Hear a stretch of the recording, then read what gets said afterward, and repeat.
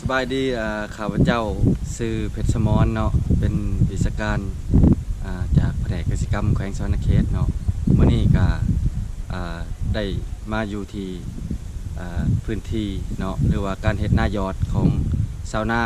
ในบ้านพีนเนาะซึ่งว่าขึ้นกับเมืองอุทุมพรนี้เนาะซึ่งมื้อนี้เนาะจะมาเรียนรู้หรือว่ามา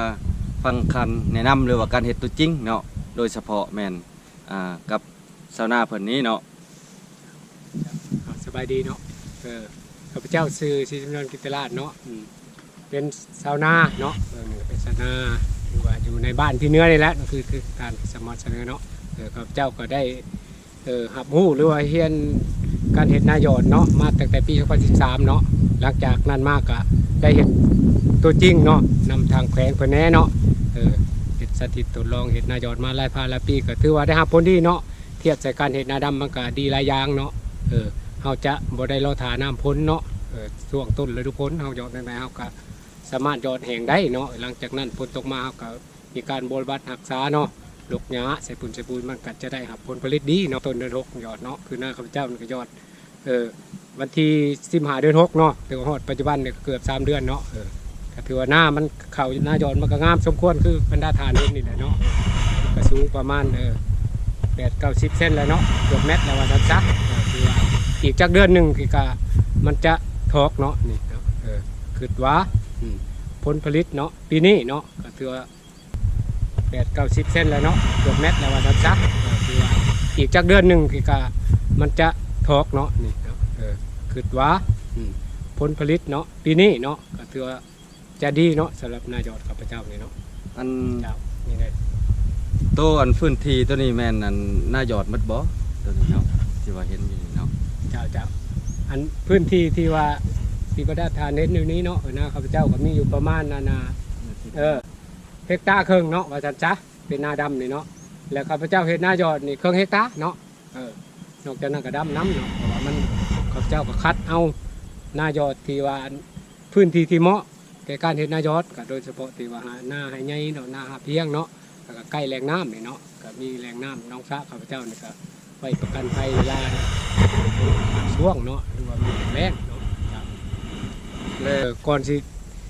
เฮ็ดนายอดนี่เนาะข้าพเจ้าก็ได้รับผู้นำทางโครงการเนาะTCRเพิ่นเนาะลงมาเผยแพร่ในเมืองอุทุมพรนี่เนาะข้าพเจ้าก็เลยเรียนรู้เฮ็ดน้ำหนึ่งมากข้าพเจ้าในน้ำเป็นวิชาการเนาะหน่วยงานปกครองของเมืองเนาะแล้วก็เพิ่นให้รับผิดชอบเฮ็ดน้ำโครงการเพิ่นนี้โครงการเฮ็ดนายอดนี้ข้าพเจ้าก็เห็นบทเรียนอันดีเนาะในการเฮ็ดนายอดเนาะประหยัดให้งานประหยัดเวลาเนาะลดผ่อนค่าใช้จ่ายต่างๆเนาะแล้วก็เฮ็ดมาเรื่อยๆเนาะข้าพเจ้าก็เลยมูลใช้เอาบทเรียนเฮ็ดนำโครงการมาหับใช้ในหน้าตัวเองนี่เนาะต้องเฮ็ดให้มันถูกเทคนิคขั้นตอนเนาะผลผลิตข้าวมันก็จะงามใกล้เคียงกับนาดำเนาะก็เลยตัดสินใจเฮ็ดเรื่องงานการเฮ็ดนายอดนี่เนาะขั้นตอนต่างๆก็บ่ยากบ่ซาปานใดเนาะก็คือการเฮ็ดนาดำแต่ว่าเนาะมันก็มีกำหนดมีเวลามีอันนั้นมันเนาะสมมุติว่าก่อนเฮาเฮ็ดนายอดเนาะอันเป็นไปได้เนาะหลังจากเฮาตัดกกข้าวใหม่ๆเฮาเก็บเกี่ยวข้าวนะถ้าว่าผู้ใดมีเงินขายก็ให้ไถทมต่อเพื่องเนาะเพราะมันเป็นการตัดวงจรหญ้าหรือประชากรหญ้าให้ลดลงเนาะถ้าว่าเฮ็ดได้เนาะถ้าผู้ใดเฮ็ดบ่ได้ก็ถือว่าเฮาไถหุดปกติเมื่อเวลาฝนตกมาเดือน4 เดือน 5สกลนี่นะหลังปีใหม่ลาวนี่ให้ตัดให้ต้องไถหุดไว้เนาะล่วงหน้าอย่างน้อยแม่นว่าประมาณ10-15 มื้อนี่นะเนาะคันเฮาไถหุดไว้ลงหญ้าประมาณ10 ไปวันหญ้ามันจะตายเนาะ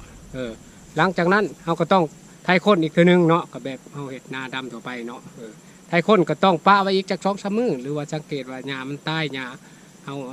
มันเกิดรุ่นใหม่นะหลังจากเฮาไถโค่นเนาะแล้วก็จึงคาดแล้วก็ปรับเนื้อที่เนาะแต่สำคัญเนาะเวลาหยอดนี่ถ้าว่าผู้ใดมีเงินไขหรือว่ามีเครื่องหยอดมีติดปุ๋ยพร้อมอย่างดีเนาะเพราะว่ามันจะเฮ็ดให้เวลาเขาออกมานะ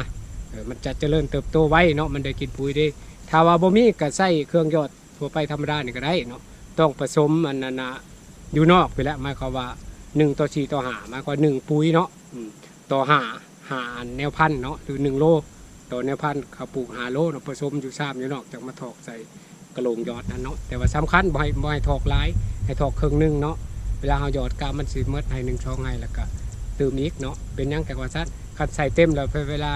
เฮาหยอดไปหลายเพื่อมันสิหมดเนาะเม็ดปุ๋ยจะลง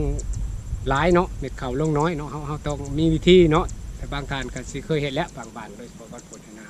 จะได้รับผลดีเจ้าเจ้าหน้ายอดกับหน้าดำเนาะคันเว้าใกล้เคียงเลยแม่นว่าไข่เป็ดไข่ไก่เนาะโดยทั่วไปแล้วหน้าดำจะได้หลายหน้ายอดก็ลดหน่อยนึงสำหรับข้าพเจ้าปีนี้แหละคิดว่าเนาะเห็นกกเขากกนี่บางที่หน้ายอดข้าพเจ้าจะลื่นหน้าดำเนาะเฉพาะหน้าข้าพเจ้าเนาะบางปีก็หน้าดำได้หลายกว่าเนาะแบบว่ารุ่นลื่นไข่เป็ดไข่ไก่นะถ้าว่าปฏิบัติถูกต้องตามขั้นตอนอาจจะได้เทียบกันได้หน้ายอดกับหน้าดำได้สำคัญ และอีกจุดท้ายเนาะวันนี้เนาะในนามที่ว่าเจ้าผู้มีประสบการณ์เนาะหรือว่ามีประสบการณ์หลายแล้วเฮ็ดหลายฝ่าหลายปีแล้วเนาะสำหรับครอบครัวอื่นเนาะหรือว่าครอบครัวใดที่ว่ามีความสนใจหั่นนะเนาะหรือว่าอยากเฮ็ดเจ้ามีการแนะนำแนวใดแหน่เนาะ ทานสนใจเนาะหรือว่าอยากมาทำเฮียนหรือว่ามาเอาบทเรียนมาตอนมาเบิ่งตัวจริงก็ได้เนาะนะเขาเจ้าว่าเฮ็ดในใดมันสิได้รับผลผลิตดีเนาะหนึ่งก็ต้องว่าเว้าไปตามให้มันคล้องกันกับว่าต้องไปวัดทุกขอดของวิชาการนั่นแหละเนาะการสินาจอดเนาะแล้วก็ถ้าว่ามีเงินไขก็อาจจะมีแหล่งน้ำอยู่ใกล้เนาะว่าซั่นซะแหล่งน้ำอยู่ใกล้เคียงเนาะเฮาสามารถต้านแล้งหน้ากลางเนาะแล้วก็หน้าใกล้แหล่งน้ำเนาะใกล้ห้วยห้องน้องซ่านี่จะดีที่สุดเนาะเพราะว่าถ้าว่าข้าวเฮายอดมันได้เดือนหนึ่งเนาะหรือว่า30 ไปวันนี่เนาะหญ้ามันก็สิขึ้นบ่หลายเนาะถ้าเฮามีเงินไขเนาะหรือว่าฝนตกมาเหมาะมีน้ำก็ต้องได้หว่านปุ๋ยใส่ถ้าบ่มีก็ต้องตัดสินใจว่าต้องดูน้ำมาใส่เนาะเฮาจะหว่านปุ๋ยใส่เวลา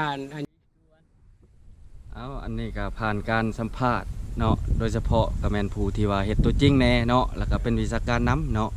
โดยเฉพาะครอบครัวใดที่ว่ามีความต้องการหรือว่ายังขาดบทเรียนเนาะโดยเฉพาะแม่นทางด้านเทคนิคการเฮ็ดนายอดเนาะการขาดแคลนแรงงานทั้งครอบครัวบ่เนาะมีพื้นที่หลายๆแต่ยังบ่แน่ใจเนาะก็ติดต่อประสานมาได้เนาะที่ข้าพเจ้าเองเนาะก็อยู่บ้านพี่เนื้อนี่แหละเมืองอุทุพรการสังเกตเนาะคันแนะนำว่าเป็นวิชาการก็อยู่ของการกิจกรรมป่าไม้เมืองอุทุพรเนาะอยู่หน่วยงานปกครองเนาะข้าพเจ้าก็เบอร์โทรข้าพเจ้าก็020เนาะ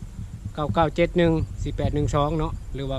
โทรหาทางของการกิจกรรมก็ได้เนาะว่าผู้รับผิดชอบเวียกงานนายอดเนาะข้าพเจ้าก็จะไปแนะนำเนาะบทเรียนการเฮ็ดนายอดเนาะหรือสิมาหาข้าพเจ้าก็มีบทเรียนบทแนะนำการเฮ็ดนายอดเฉพาะเนาะจ้ะ